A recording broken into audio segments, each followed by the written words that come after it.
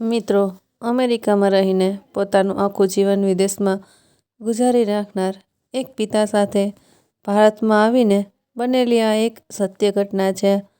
આ ઘટના સાંભળીને તમારું હૃદય પણ ભરાઈ જશે, ગળે ડૂમો બાજી જશે. તો થોડો સમય કાઢીને દરેક ભાઈઓ તથા બહેનો કહાનીને અંત સુધી જરૂરથી સાંભળજો. બળવંતરાયે તેનું પોતાનું આખું જીવન વિદેશમાં જ વિતાવ્યું હતું. પણ જ્યારે તેઓ પાછા આવ્યા તો તેના દીકરાઓને બોજ લાગવા લાગ્યા હતા અને તેમને કોઈ ઠીકથી રોટલી પણ ખાવાનું નહોતા આપતા. એટલે એક દિવસે તેણે તેના માલિકને ફોન કર્યો એટલે તેના માલિકે પાછા તેમને અમેરિકા બોલાવી લીધા. જ્યારે તેના માલિકે તેને પાછા અમેરિકા બોલાવી લીધા એટલે તેના દીકરાઓ ખૂબ જ ખુશ થઈ ગયા અને વિચારવા લાગ્યા કે હવે ફરીથી પિતાજીની આવક હોવા લાગશે અને આપણે પાછા મોજ શોખ કરવા લાગીશું. થોડા દિવસો પછી જ તેના ઘરની સામે બનેલા નવા બંગલામાં કોઈક રહેવા માટે આવ્યું હતું અને ત્રણેય ભાઈઓ અને તેમની વહુઓ તેના દીકરાઓને લઈને તે ઘરમાં જોવા માટે ગયા તો ત્યાંનો નજારો જોઈને તેઓ દંગ રહી ગયા. તેમને વિશ્વાસ નહોતો થઈ રહ્યો કે આવું કઈ રીતે બની શકે. તેમને નહોતું સમજાઈ રહ્યું કે હકીકત છે કે કોઈ સપનું છે. અહીંનો નજારો જોઈને તેના પગ નીચેથી જમીન સરકી રહી હતી. તેઓને કંઈ પણ સમજાઈ નહોતું રહ્યું.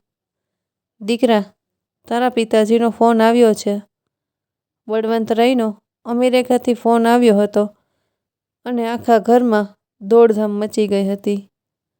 બધા લોકો શોભનાબેનની આજુબાજુમાં ભેગા થઈ ગયા હતા અને તેઓ પણ હસતા હસતા તેના દીકરાઓ, વહુઓ અને બાળકોની સામે જોઈ રહ્યા હતા. બધાના ચહેરા પર ખુશી દેખાઈ રહી હતી. તે જાણતી હતી કે તેઓ બધા કંઈ ને કંઈ ફરમાઈશ કરવા માટે જ તેની પાસે આવી ગયા હતા અને આવું જ્યારે પણ ફોન આવતો ત્યારે થતું જ હતું.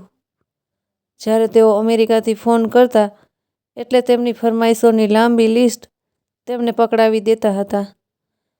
દાદી, દાદાને કહો ને મારા માટે ઇમ્પોર્ટન્ટ સાયકલ મોકલાવે. આ સાયકલ તો ખરાબ થઈ ગઈ છે. તેનો મોટો પૌત્ર કહી રહ્યો હતો કે શોભાબેન મુસ્કરાઈને ફોન ઉપાડવા જઈ રહી હતી. ફોન ઉપાડ્યો એટલે બળવંતરાય બધાના હાલચાલ પૂછ્યા અને પછી કહ્યું કે હું ઇન્ડિયા પાછો આવી રહ્યો છું. આ સાંભળીને બધાને એવું લાગી રહ્યું હતું કે જાણે તેમની માથે આપ ફાટી ગયું હોય. બધાના ચહેરા એકદમથી મૂરઝાઈ ગયા. કેમ, તમને શું થયું છે અને આવી સારી નોકરી તમે શા માટે મૂકી દેવા માંગો છો? તમને તો ખબર જ છે આ ઇન્ડિયાની હાલત. અહીંયા તો જ્યાં સુધી શરીરમાં જીવ હોય ત્યાં સુધી કામ કરવું જ પડે છે. તેનો મોટો દીકરો ગભરાઈને કહી રહ્યો હતો. તેના દીકરાની આ વાત સાંભળીને બળવંતરાય થોડીવાર ખામોશ થઈ ગયા. બસ હવે મારાથી વિદેશમાં નથી રહેવાતું. મારે અમેરિકા આવ્યાને 25 વર્ષ વીતી ગયા છે. હવે હું પાછો મારા દીકરાઓની વચ્ચે આવવા માંગુ છું અને તમે લોકો પણ મને ખૂબ જ યાદ કરતા હશો. બસ એ માટે હવે હું પાછો આવી રહ્યો છું અને બાકી રહેલું જીવન મારા દીકરાઓ અને પૌત્રોની વચ્ચે જ વિતાવવા માંગુ છું. બળવંતરાય ખૂબ જ પ્રેમથી કહી રહ્યા હતા પણ તેના શબ્દ બધાને સાપની જેમ ડંખી રહ્યા હતા. થોડીવાર પહેલાં જે બધા ભેગા થઈ ગયા હતા તેઓ બધા હવે ધીમે ધીમે વિખાવા લાગ્યા હતા અને શોભનાબેન ફોન પકડીને એકલા રહી ગયા. તેણે એક ખૂબ જ ઊંડો શ્વાસ લીધો અને બળવંતરાયના હાલચાલ પૂછવા લાગ્યા. થોડીવાર વાત કર્યા પછી બળવંતરાય તેના ઇન્ડિયા આવવાની તારીખ જણાવીને ફોન મૂકી દીધો. શોભાબેન ફોન હાથમાં લઈને ખામોશ થઈને બેસેલા રહ્યા. દીકરાઓના બદલતા ચહેરાઓ તેની નજરથી છુપાઈને ન રહ્યા. તેઓને એ દિવસ યાદ આવી રહ્યો હતો જ્યારે તેમના પતિ આજથી 25 વર્ષ પહેલાં નોકરીની તલાશમાં આમ તેમ ભટકતા રહેતા હતા. 25 વર્ષની ઉંમરમાં જ 3 દીકરાઓ, ઘરડા મા બાપનો બોજ, આ બધું જ તેની દિવસ રાતની પરેશાનીનું કારણ હતું. ઇન્ડિયામાં તેને એવો કોઈ પણ કામ ધંધો ના મળ્યો કે જેનાથી તેઓ તેના કુટુંબનું ભરણ પોષણ કરી શકે અને અંતે થાકે હારીને તેઓએ અમેરિકા જવાનો નિર્ણય કરી લીધો. અમેરિકામાં તેને સારી એવી નોકરી મળી ગઈ હતી અને તેઓ ત્યાં ગયા પછી ફરીવાર તેને ઇન્ડિયા આવવાનું ક્યારેય નસીબ જ ન થયું.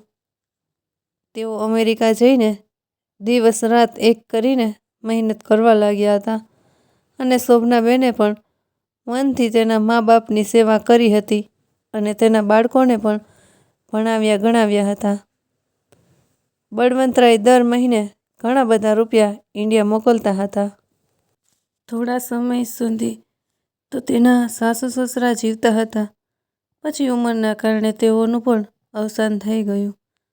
શોભાબેને તેના ત્રણેય બાળકોને ખૂબ જ સારું શિક્ષણ આપ્યું હતું અને તેઓ સારી નોકરીઓ પણ લાગી ગયા હતા.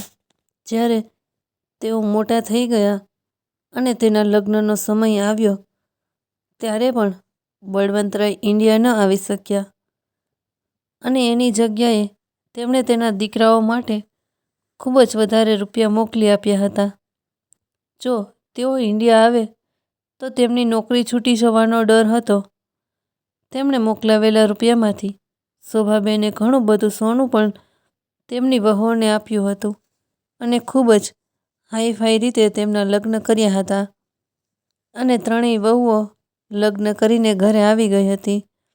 ત્રણેય દીકરાઓના ઘરે થોડા થોડા સમયના અંતરે બાળકો પણ થઈ ગયા હતા. બળવંતરાય જ્યારે પણ ઇન્ડિયા આવવાની કોશિશ કરતા હતા ત્યારે કોઈને કોઈ રૂકાવટ તેના રસ્તામાં આવી જતી હતી. તેમનું પણ મન તેના દીકરાઓ અને પૌત્રોને મળવા માટે ખૂબ જ બેચેન થઈ રહ્યું હતું. હવે તો તેમની ઉંમર પણ 50 વર્ષની થઈ ગઈ હતી અને તેનું મન પણ હવે અમેરિકાથી ભરાઈ ગયું હતું. તેણે તેમના અંગ્રેજી બોસ સાથે વાત કરી લીધી જેઓ તેમનું ખૂબ જ ધ્યાન રાખતા હતા.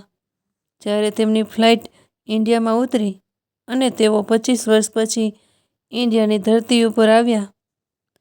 ધરતી પર પગ રાખ્યો હતો અને તેની આંખોમાં ચમક દેખાઈ રહી હતી. આજે જરૂર આખું ઘર મને લેવા માટે એરપોર્ટ પર આવ્યું હશે. બધા જ મને મળવા માટે અધીરા થઈ રહ્યા હશે. બળવંતરાય પોતાનો સામાન લઈને એરપોર્ટની બહાર નીકળ્યા. તેની નજર બધી બાજુ દોડી રહી હતી ત્યારે તેને એક ઝટકો લાગ્યો કારણ કે શોભાબેન સિવાય તેમને લેવા માટે કોઈ જ નહોતું આવ્યું. બસ ખાલી શોભાબેન બહાર ઊભા તેમની રાહ જોઈ રહ્યા હતા. 25 વર્ષ પહેલાંની શોભા અને આજની શોભામાં જમીન આસમાનનો ફરક દેખાઈ રહ્યો હતો. બદલી તો બળવંતરાય પણ ગયા હતા. બંને જુવાનીમાંથી હવે ઘડપણમાં આવી ગયા હતા. શોભાબેન તેમના પગે લાગ્યા અને પૂછ્યું, કેમ છો તમે? બળવંતરાયે જોશમાં આવીને પૂછ્યું, બીજા બધા કેમ નથી આવ્યા? મયુર, મિલન અને દિવ્યંશ, તેઓ બધા મને મળવા માટે બેચેન હશે. આ સાંભળીને શોભાબેન એકદમ ચૂપ થઈ ગયા અને પછી તેમણે કહ્યું કે ત્રણેય દીકરાઓ આજે નોકરી પરથી રજા લઈ શકે એમ નહોતા. તેમને કોઈ જરૂરી કામ હતું અને બાળકો સ્કૂલે ગયા છે અને મેં વિચાર્યું કે બધાથી પહેલાં હું જ તમને જોઈશ. મેં આટલા વર્ષથી તમને જોયા નથી અને હું તમારી ખૂબ જ રાહ જોઈ રહી હતી. અને પછી શોભાબેન મુસ્કરાવા લાગ્યા. શોભાબેને જવા માટે રિક્ષા ઊભી રખાવી એટલે બળવંતરાયે આશ્ચર્ય થયું અને કહ્યું કે તું ગાડી લઈને કેમ નથી આવી? ઘરમાં 3 ગાડીઓ છે.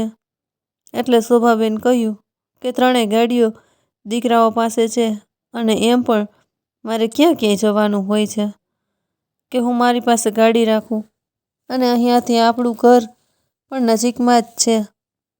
આપણે હમણાં પહોંચી જઈશું. તેઓ ગમે એ રીતે વાત ટાળવા માંગતા હતા એટલે આ સાંભળીને બળવંતરાય ચૂપ થઈ ગયા. થોડી વારમાં જ તેઓ ઘરે પહોંચી ગયા હતા. અહીંયા તો બળવંતરાય જે પણ વિચાર્યું હતું એનાથી બધું ઉલટું જ થઈ રહ્યું હતું. તેના સ્વાગત માટેની કોઈ ખાસ તૈયારીઓ નહોતી થઈ અને ના તો કોઈના ચહેરા ઉપર ઉત્સાહ દેખાઈ રહ્યો હતો અને ના તો ક્યાંય રોનક હતી. બધા પોતપોતાના કામ ઉપર ગયા હતા. આટલી બધી ખામોશી કેમ છે? બળવંતરાયને બધું અજીબ અજીબ લાગી રહ્યું હતું. એટલે શોભાબેને કહ્યું કે મેં તમને કહ્યું હતું કે ઘરમાં કોઈ નથી. તમે થોડા ફ્રેશ થઈને જમી લો અને પછી આરામ કરો. રાત સુધીમાં બધા કામ ઉપરથી પાછા આવી જશે, ત્યારે જ તમારી એ બધા સાથે મુલાકાત થશે. એટલે આ સાંભળીને બળવંતરાય હેરાન રહી ગયા. દીકરાઓ તો ન હતા, પણ તેની પત્નીઓ તો ઘરમાં જ હતી ને. તો પણ તેમાંથી કોઈ જ તેમને મળવા માટે બહાર નહોતી આવી. પણ તેણે તેના મગજ ઉપર વધારે જોર ન આપ્યું અને સીધા જ તેના રૂમની અંદર જઈને આરામ કરવા લાગ્યા. તેઓ ખૂબ જ થાકી ગયા હતા, એટલે તેમને ઊંઘ આવી ગઈ. જ્યારે તેઓ જાગ્યા તો ઘરમાં ખૂબ જ અવાજ આવી રહ્યો હતો. એટલે તેઓ ખુશ થઈ ગયા અને જલ્દીથી કપડાં બદલીને તેઓ બહાર આવ્યા. અત્યારે ઘરમાં ખૂબ જ રોનક લાગી હતી. તેના ત્રણેય દીકરાઓ કામ પરથી પાછા આવી ગયા હતા અને તેની પત્નીઓ પણ તૈયાર થઈને બહાર આવી ગઈ હતી અને નાના બાળકો રમી રહ્યા હતા. બળવંતરાય મુસ્કરાતા આગળ વધી રહ્યા હતા અને બેઠક ખંડમાં વચ્ચે આવીને ઊભા રહી ગયા. તેને લાગી રહ્યું હતું કે બધા તેને જોઈને એકદમથી તેને વળગી જશે. એટલી વારમાં જ તેના મોટા દીકરા મયુરની નજર તેમના ઉપર પડી. અરે પિતાજી, તમે પાછા આવી ગયા. મેં કેટલી તમને ના પાડી હતી પાછા આવવાની, પણ તમે તો તમારું જ ધાર્યું કરો છો. ચાલો, હવે તમે આવી જ ગયા છો તો હું હવે શું કહી શકું?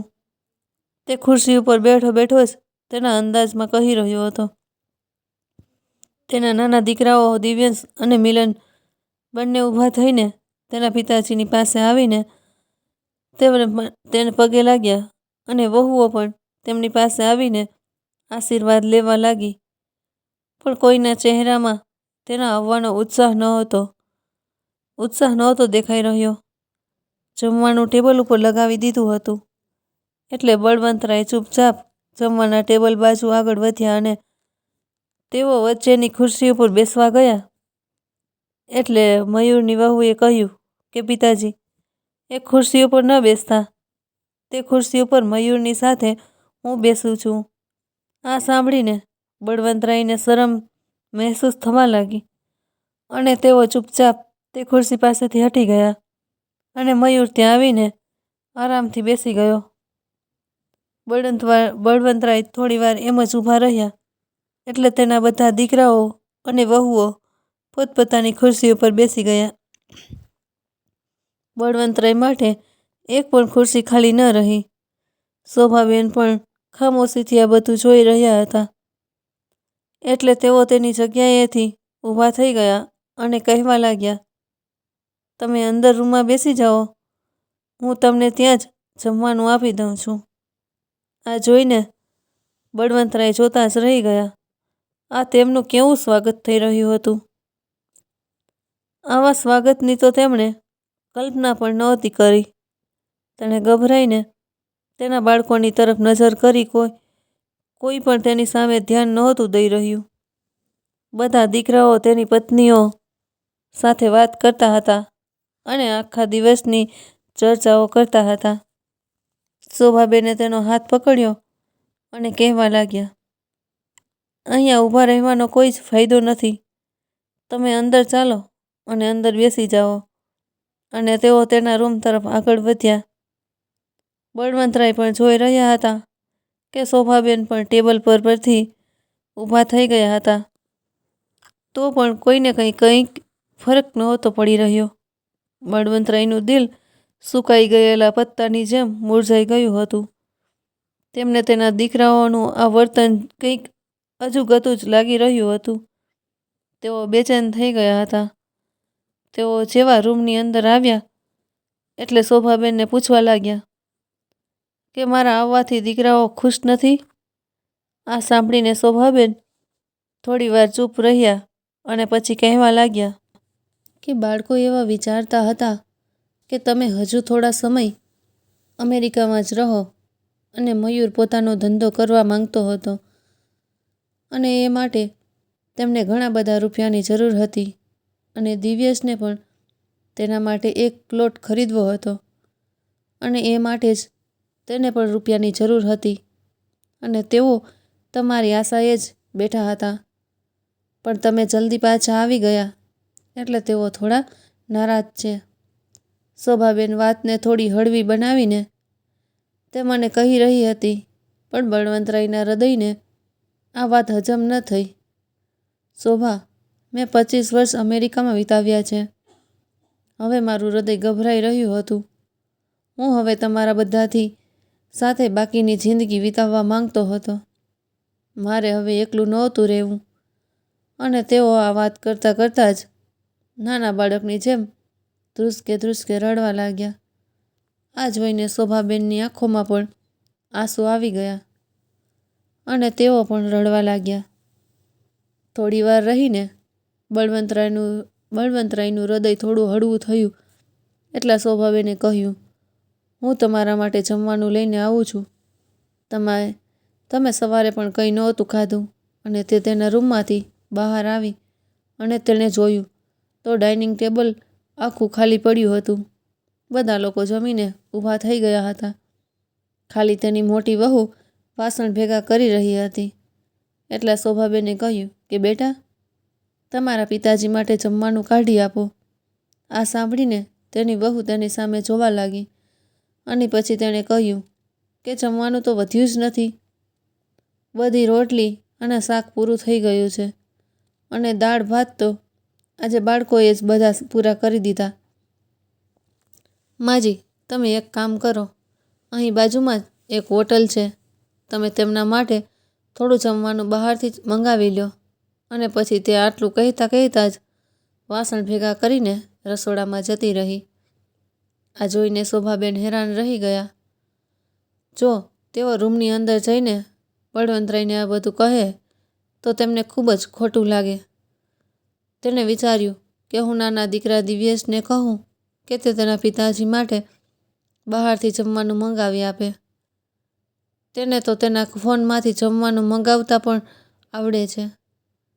તેઓ ધીમે ધીમે દિવ્યેશના રૂમ પાસે ગયા અને તેણે દરવાજો ખોલવા માટે જેવો હાથ ઊંચો કર્યો ત્યાં જ તેને દિવ્યેશનો અવાજ સંભળાયો. તે તેની પત્નીને કહી રહ્યો હતો કે યાર, હવે હું આમાં શું કરી શકું? હવે પિતાજી પાછા આવી ગયા છે તો આપણી મજબૂરી છે. હવે આ બધું સહન કરી લ્યો. હું તો ખુદ તેની આવી હરકતથી તંગ આવી ગયો છું. આપણે આટલા વર્ષો સુધી તેના વગર આ જિંદગી વિતાવી રહ્યા હતા. હવે તો તેઓ મને આપણા કુટુંબની સાથે બેસેલા જોઈને એક અજાણ્યા વ્યક્તિ જેવું લાગે છે. મેં તેમને કહ્યું પણ હતું કે મારે પ્લોટ લેવો છે, પણ ખબર નહીં હવે તો તેમને એ વાત યાદ હશે કે નહીં. તેઓ તો આટલા વર્ષો વિદેશમાં રહીને મોજ શોખ કરીને પાછા આવી ગયા. દીકરાઓ માટે તો તેઓ ક્યાંય કંઈ વિચારતા જ નથી. દિવ્યેશ તેના રૂમની અંદર તેની પત્નીને કહી રહ્યો હતો. આ સાંભળીને શોભાબેન ધ્રુજી ગયા. અહીંયા તો બધા જ તેની અને બળવંતરાયની વિરુદ્ધમાં હતા. હવે તેઓ શું કરી શકવાના હતા? એટલે તેઓ ચૂપચાપ તેના રૂમની અંદર જતા રહ્યા. બળવંતરાય જમવાની રાહ જોઈ રહ્યા હતા. તેણે શોભાને ખાલી હાથે આવતા જોઈને ચોંકી ગયા. શોભાબેન તેની પાસે આવીને કહેવા લાગ્યા કે હું તમારી પાસે આવીને બેસી ગઈ હતી. એટલી વારમાં જ જમવાનું બધું પૂરું થઈ ગયું.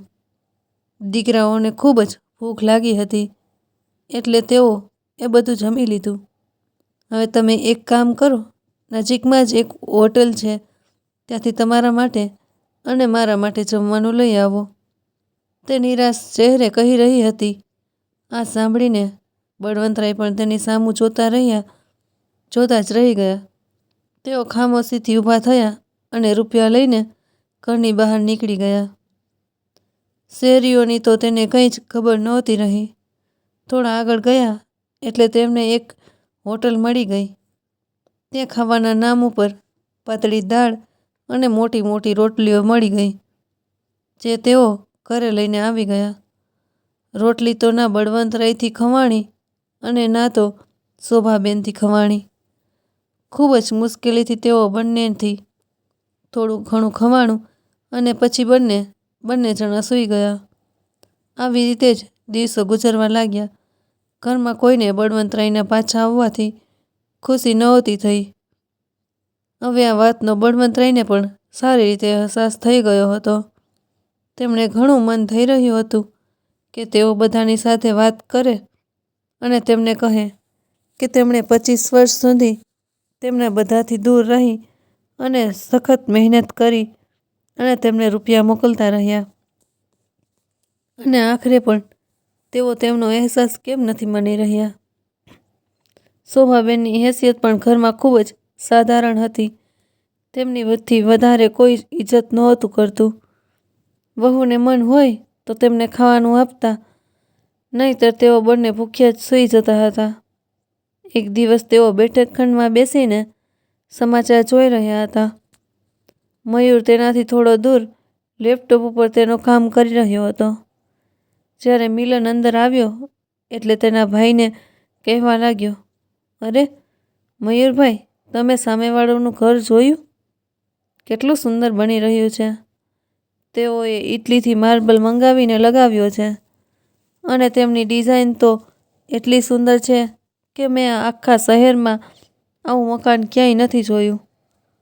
આ બંગલો બનાવવામાં તેઓએ ખૂબ જ રૂપિયાનો ખર્ચો કર્યો છે. આટલું કહેતા કહેતા તે મયુરની બાજુમાં બેસી ગયો. આ સાંભળીને મયુરે પણ થોડી મુસ્કુરાહટ આપી. હા ભાઈ, મારું પણ ખૂબ જ મન હતું કે આપણું ઘર પણ આવું જ શાનદાર બને, પણ ખબર નહીં આપણા પિતાજીને શું થયું કે તેઓ પાછા ઇન્ડિયા આવી ગયા. તેમણે એના વિચાર્યું કે હજુ થોડા વર્ષ ત્યાં જ રહીને કામ કરીને હજુ થોડા વધારે રૂપિયા આપણને મોકલી આપત તો આપણે પણ રહેવા માટે સારું મોટું મકાન બનાવી લેત અને બધા એકસાથે સુખેથી ભેગા રહેત. મયુર તેના પિતાજીની સામે જોઈને આ બધું કહી રહ્યો હતો અને બળવંતરાય બેઠા બેઠા આ બધું સાંભળી રહ્યા હતા. મિલનની આંખોમાં પણ ગુસ્સો સાફ સાફ દેખાઈ રહ્યો હતો. દીકરા, મેં આટલા વર્ષો સુધી ત્યાં કામ કર્યું છે. હવે તો મારા હાડકાં પણ ખૂબ જ કમજોર થઈ ગયા છે. હવે મારી એટલી બધી તાકાત નથી રહી કે હું અમેરિકામાં રહીને કામ કરી શકું. અને હવે તો તમે બધા પણ નોકરીઓ કરવા લાગ્યા છો અને ખૂબ સારું કમાઈ રહ્યા છો. પછી મારે કામ કરવાની શું જરૂર છે? બળવંતરાય હિંમત કરીને આ બધું કહી દીધું, પણ તેના બંને દીકરાઓને તો લાગી રહ્યું હતું કે ખબર નહીં તેમણે આ શું વાત કરી દીધી. હવે તમે અમારી કમાણી ઉપર તો નજર ન નાખો, તેમાં પણ અમને અહીં ઇન્ડિયામાં શું મળી રહ્યું છે એ તો તમને સારી રીતે ખબર છે.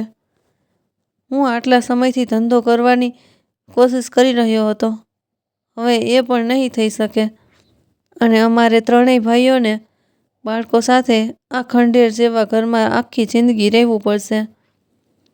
હવે તમે તો ખુશ થઈ જશો ને, કારણ કે તમારે અહીંયા મોજ શોખ કરતાં કરતાં આરામ કરવો છે.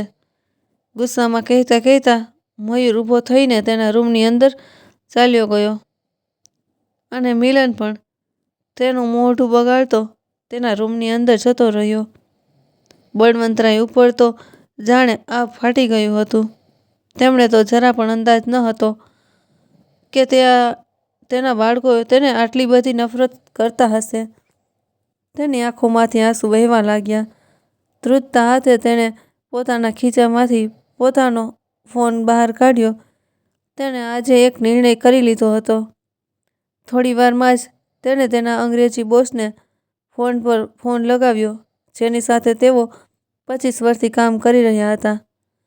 તેને યાદ હતું કે તેના બોસે તેને ઇન્ડિયા પાછા જવા માટે કેટલી ના પાડી હતી. તેણે તેની ભાષામાં કહ્યું પણ હતું કે જ્યારે દીકરાઓને બાપની કમાણી સાથે લગાવ થઈ જાય ને ત્યારે તેને તેનો બાપ કોઈ જ કામનો નથી લાગતો. પણ ત્યારે બળવંતરાય નામાં તેનું માથું હલાવીને કહ્યું હતું કે તેમના દીકરાઓ આવા નથી. પણ આજે તે ખુદ શરમ અનુભવી રહ્યા હતા. બળવંતરાય તેના બોસને રિક્વેસ્ટ કરી કે તેઓ ફરીવાર અમેરિકા આવીને તેમની પાસે કામ કરવા માંગે છે. અંગ્રેજ આ સાંભળીને જોર જોરથી હસવા લાગ્યો અને કહેવા લાગ્યો, કેમ, બાળકોએ 2 સમયની રોટલી આપવા માટે પણ ના પાડી દીધી? આ સાંભળીને બળવંતરાય ચૂપ જ રહી ગયા. તેઓ કંઈ જ બોલી શક્યા નહીં. તે માણસ ભલે અમેરિકાનો હતો પણ ખૂબ જ સારો હતો અને બળવંતરાયને તેની સાથે 25 વર્ષની સારી એવી મિત્રતા હતી. તેઓ પહેલેથી તે એક જ માણસ સાથે નોકરી કરી રહ્યા હતા એટલે તેમને બંનેને સારું એવું બનતું હતું. એટલે તેણે બળવંતરાયની વાત માની લીધી અને આ ઉંમરમાં પણ તેને કામ ઉપર રાખવા માટે તૈયાર થઈ ગયો. ફોન મૂકીને બળવંતરાય ઊભા થયા અને પોતાના રૂમમાં જઈને બેગ પેક કરવા લાગ્યા. આ જોઈને શોભાબેન ચોંકી ગયા અને કહ્યું કે તમે ક્યાં જઈ રહ્યા છો? એટલે બળવંતરાય તેની સામે જોયું અને ઊભા થઈને તેનો હાથ પકડ્યો અને તેની પાસે બેસાડી દીધી. ઘણા સમય સુધી તેઓ તેની પત્ની સાથે વાત કરતા રહ્યા. શોભાબેનના ચહેરાનો રંગ ઉડી ગયો હતો. તેની આંખોમાંથી આંસુ સરી રહ્યા હતા. બળવંતરાયની વાત તેમને સમજાઈ ગઈ હતી. બળવંતરાય કહી રહ્યા હતા કે મેં ફ્લાઇટની ટિકિટ બુક કરાવી દીધી છે અને હવે સાંજ સુધીમાં જ હું આ ઘરમાં છું અને આજે સાંજે જ હું પાછો જતો રહીશ. બળવંતરાય આટલું કહી એટલે શોભાબેન માથું નીચું પડી ગયું. તેઓ ખૂબ નારાજ થઈ ગયા. કેટલા વર્ષો પછી તેઓ તેમની પાસે પાછા આવ્યા હતા પણ હવે તેઓ પાછા અમેરિકા જઈ રહ્યા છે.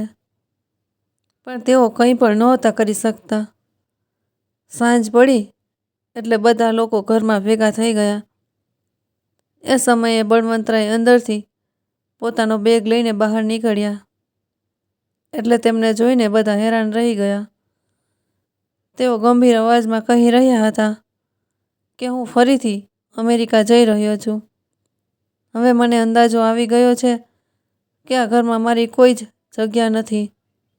મારા બોસે મને ફરીવાર ફોન કરીને તેની પાસે બોલાવી લીધો છે. આ સાંભળીને જાણે આ લોકોમાં ખુશીની લહેર દોડી ગઈ હોય એવું લાગી રહ્યું હતું અને જે મયુર સવારમાં તેની સામે ઝઘડો કરીને ગયો હતો તે એકદમથી ઊભો થઈ ગયો અને તેના પિતાને ગળે વળગી ગયો અને કહેવા લાગ્યો કે પિતાજી, મને વિશ્વાસ નથી થઈ રહ્યો કે તમે પાછા અમેરિકા જઈ રહ્યા છો. આ તો ખૂબ જ ખુશીની વાત છે. તમે તો પહેલાં ક્યારેય જણાવ્યું પણ નહીં કે તમે પાછા અમેરિકા જવાના છો. જો તમે કહ્યું હોત તો અમે તમારા માટે ખૂબ જ મોટી પાર્ટી રાખત. બધા દીકરાઓ તેને પાસે આવી ગયા અને મીઠી મીઠી વાતો કરવા લાગ્યા અને બળવંતરાય બસ મુસ્કરાતા રહ્યા. આ પ્રેમની સચ્ચાઈ શું છે એ તો તે જાણી ગયા હતા. તેઓ બધાને મળ્યા અને ઘરની બહાર નીકળી ગયા. આ બધું જોઈને શોભાબેન હેરાન થઈ ગઈ હતી કે તેના દીકરાઓએ કેવો રંગ બદલી લીધો હતો. તેઓ બધા ખૂબ જ ખુશ દેખાઈ રહ્યા હતા. મયુર હવે ફરીથી તેના ધંધાની વાતો કરવા લાગ્યો. મિલન પણ કહી રહ્યો હતો કે જેવા પિતાજી હવે રૂપિયા મોકલશે એટલે સામેવાળું ઘર તેઓ ખરીદી લેશે અને બધા જ તેમાં રહેવા માટે જતા રહીશું. આ બધું સાંભળીને શોભાબેન ખામોશીથી પોતાના રૂમની અંદર જતા રહ્યા. આવી જ રીતે ખામોશીથી દિવસો વીતવા લાગ્યા. દિવસો પણ ગુજરવા લાગ્યા. હવે ઘરમાં ફરીવાર રાહ જોવાઈ રહી હતી કે બળવંતરાય ક્યારે અમેરિકાથી રૂપિયા મોકલે. પણ આ વખતે તો બળવંતરાય ઘરે ફોન કરવાનું પણ બંધ કરી દીધું હતું અને કોઈને ફોન ઉપાડતા પણ નહોતા. તેઓ ફોન કરતા પણ રાતના 2-3 વાગ્યા આજુબાજુ, જ્યારે શોભાબેનની સિવાય તેની સાથે બીજું કોઈ વાત ન કરી શકે. અને તેના દીકરાઓ તેની માને પૂછતા પણ હતા કે માં, પિતાજી પાછા અમેરિકા ગયા છે તો તેમને પાછી નોકરી તો મળી ગઈ છે ને? ક્યાંક એવું ના બને કે તેઓ ફરીથી થોડા દિવસોમાં જ પાછા આવી જાય.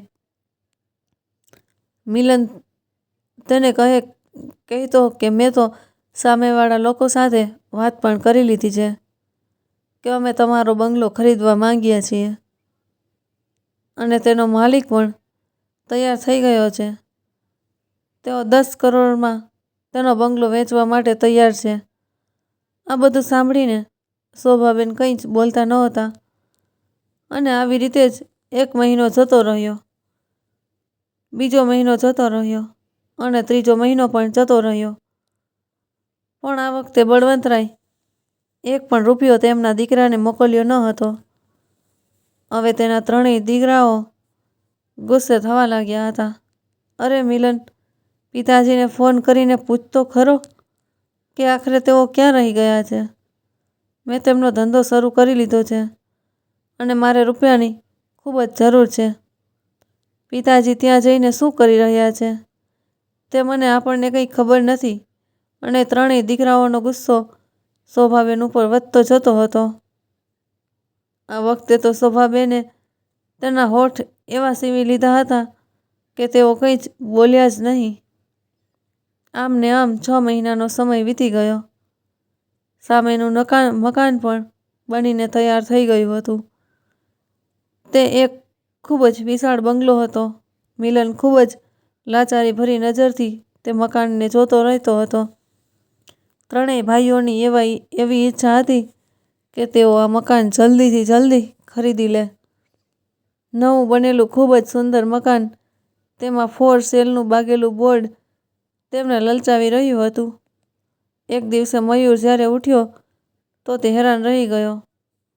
મકાનનો દરવાજો ખુલ્લો હતો અને ફોર સેલનું બોર્ડ ત્યાંથી હટી ગયું હતું. લાગી રહ્યું છે આજે આ મકાન વેચાઈ ગયું છે. અને તેના મોઢામાંથી ઉદાસીભર્યા અવાજમાં આ શબ્દો નીકળી ગયા. શોભાબેનની 3 વહુઓ અને બાળકો ભેગા થઈ ગયા હતા અને એકી નજરે તેઓ નવા મકાનની સામે જોઈ રહ્યા હતા.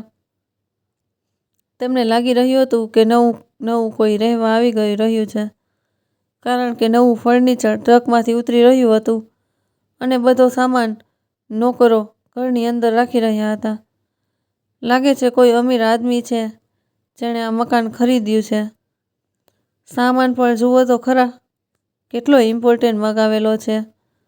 મયુરની પત્ની લાલચભરી નજરોથી જોઈ રહી હતી.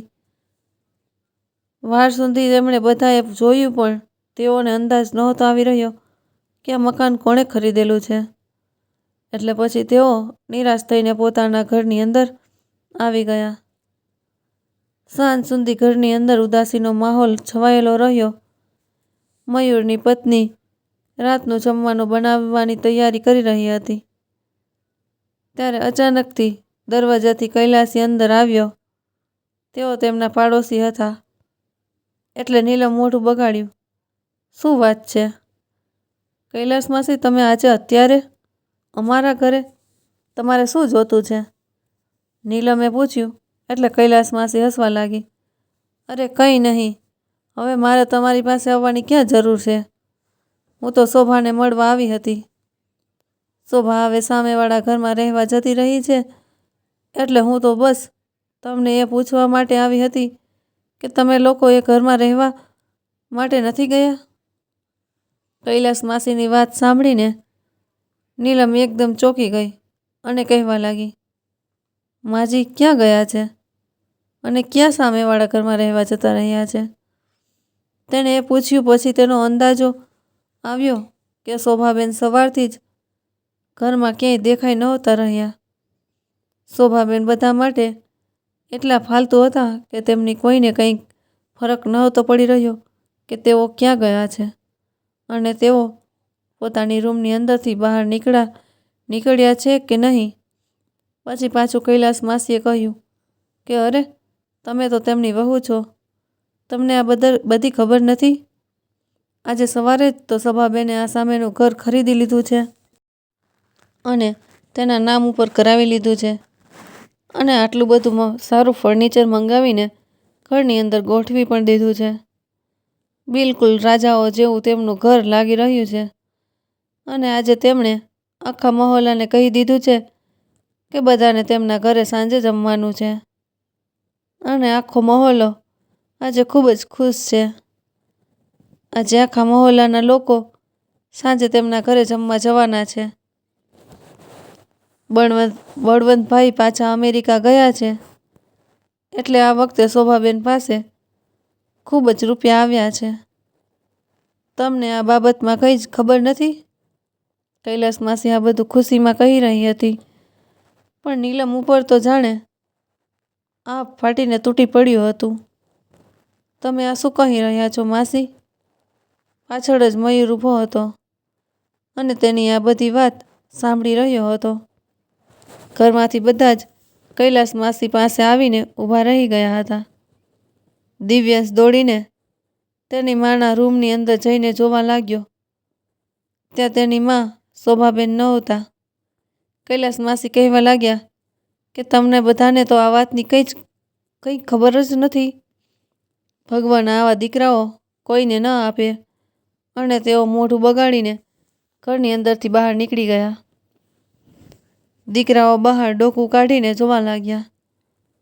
સામેના મકાનની બહાર રસોડાના માણસો રસોઈ બનાવી રહ્યા હતા અને મહોલ્લાના લોકો ઘરની અંદર જઈ રહ્યા હતા.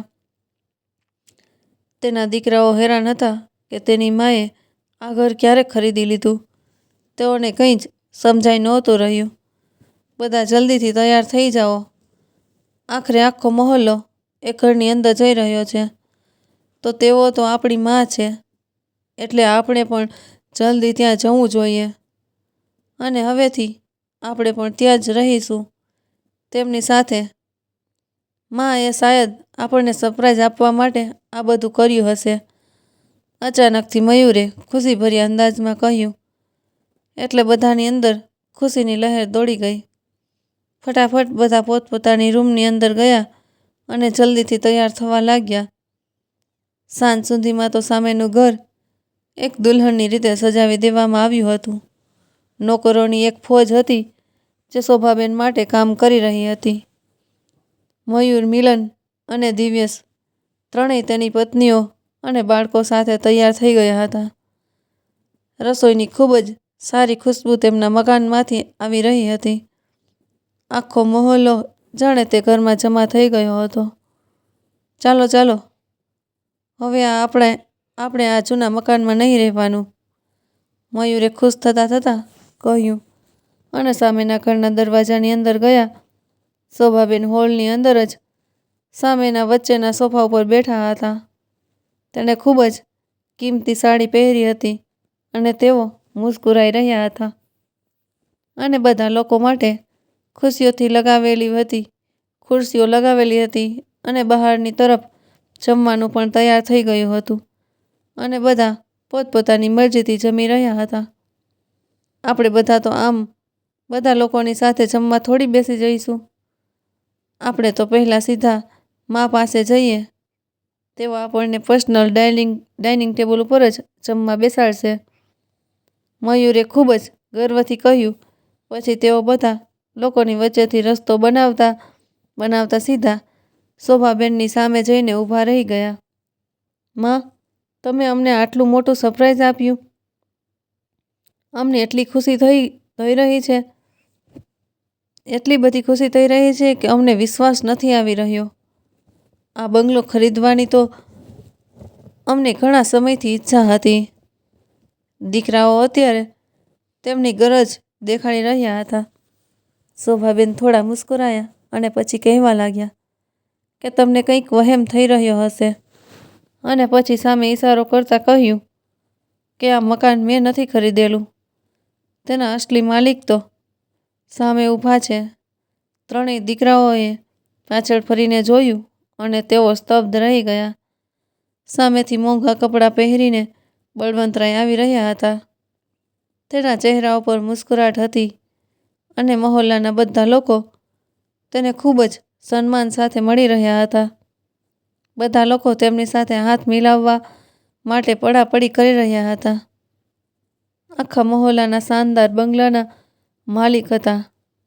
એ આ બધું જોઈને મયુરના મોઢામાંથી નીકળી ગયું કે પિતાજી પાછા ક્યારે આવી ગયા અને તેમણે આ મકાન ક્યારે ખરીદી લીધું. આ સાંભળીને શોભાબેન પણ કહ્યું કે હવે એ બધું તો તમે તમારા પિતાજીને જ પૂછી લેવું. બળવંતરાય ધીમે ધીમે ચાલતા ચાલતા તેમની પાસે આવી ગયા. દિવ્યેશ અને મિલન તેને ગળે લાગી ગયા અને કહેવા લાગ્યા, ધન્યવાદ પિતાજી, તમે અમેરિકા પાછા ગયા અને અમારા માટે કમાઈને આ મકાન ખરીદી લીધું. મને ખબર હતી કે તમે એક દિવસ આ જરૂર કરશો. તમે અમને ખૂબ જ પ્રેમ કરી રહ્યા છો. તમે અમારી દરેક ઈચ્છા પૂરી કરી છો અને આજે આ ઈચ્છા પણ અમારી પૂરી કરી દીધી. એટલે બળવંતરાયના ચહેરા ઉપર થોડી મુસ્કરાહટ આવી અને કહેવા લાગ્યા, બિલકુલ નહીં. આ ઘર તો મેં શોભા અને મારા માટે ખરીદેલું છે. જેવી રીતે તમારા ઘરમાં મારા અને શોભા માટે કોઈ જગ્યા નહોતી અને અમારા માટે ખાવાનું પણ વધતું નહોતું, બિલકુલ એવી રીતે જ અમારા ઘરમાં તમારા માટે કોઈ જ જગ્યા નથી. આખા મહોલ્લાના બધા લોકો અહીં આવ્યા છે અને જમી રહ્યા છે. તમે લોકો પણ તેની સાથે જમી લેજો અને જમીને પછી જ તમારા પોતાના ઘરે જતા રહેજો અને તેનાથી વધારે અહીંયા રોકાવાની તમારે કોઈ જ જરૂર નથી. બળવંતરાય આટલું કહીને તેઓ પાછળ ફરી ગયા. ત્રણેય દીકરાઓના માથે આભ ફાટી ગયું હતું. લોકો તેમને ધક્કો મારીને સાઈડમાં કરી રહ્યા હતા. બધા લોકો શોભાબેનને મળવા માંગતા હતા. શોભાબેન પણ તેની જગ્યા ઉપરથી ઊભા થઈને બધા લોકોને મળી રહી હતી અને લોકો જમી જમીને વિદાય લઈ રહ્યા હતા. નોકરોએ આવીને મયુર, મિલન અને દિવ્યેશ અને તેની પત્નીઓ અને બાળકોને પાછળ હટાવી દીધા હતા અને નોકરો તેમને કહી રહ્યા હતા કે જો તમારે જમવાનું હોય તો સામે જમવાનું રાખેલું છે, જલ્દીથી તમે જમી લો, નહીંતર થોડી વારમાં જ બધું જમવાનું પૂરું થઈ જશે અને હવે માલિકનો આરામ કરવાનો સમય થઈ રહ્યો છે.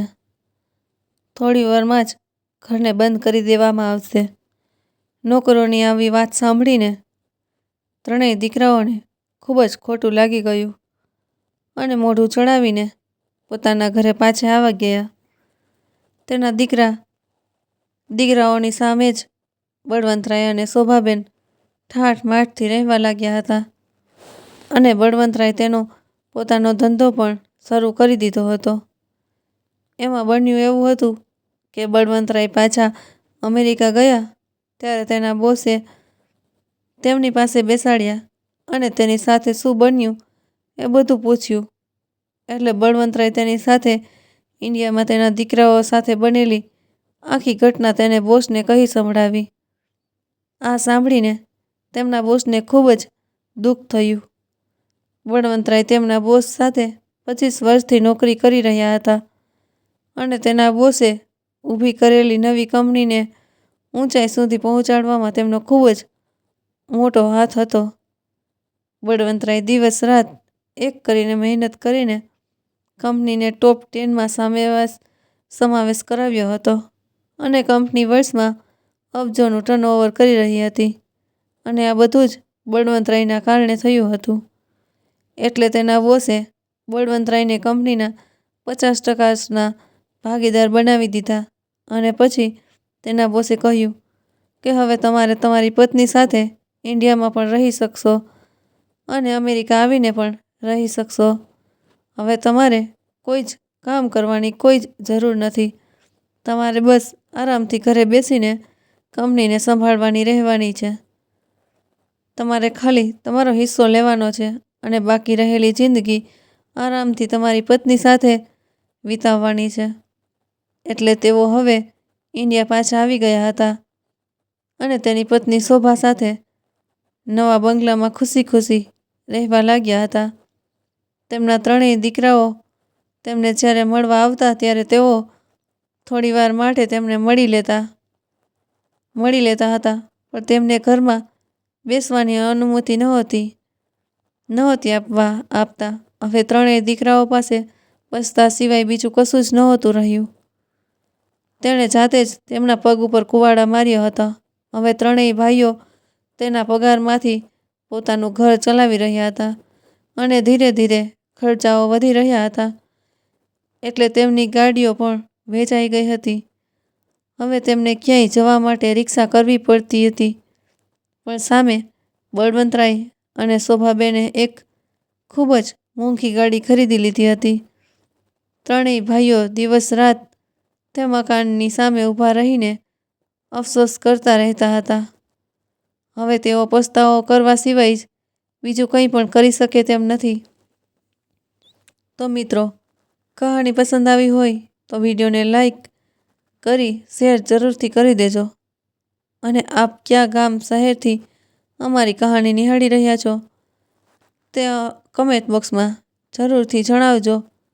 જો મિત્રો અમારી ચેનલને સબસ્ક્રાઈબ ન કરી હોય તે મિત્રો સૌથી પહેલાં અમારી ચેનલને સબસ્ક્રાઈબ કરી બેલ આઇકોનને ઓલ પર સેટ કરી દેજો, જેથી અમારી દરેક નવી કહાની આપને સમયસર મળતી રહે. ફરી મળીશું નવી એક કહાની સાથે. ખૂબ ખૂબ આભાર. જય શ્રી કૃષ્ણ મિત્રો.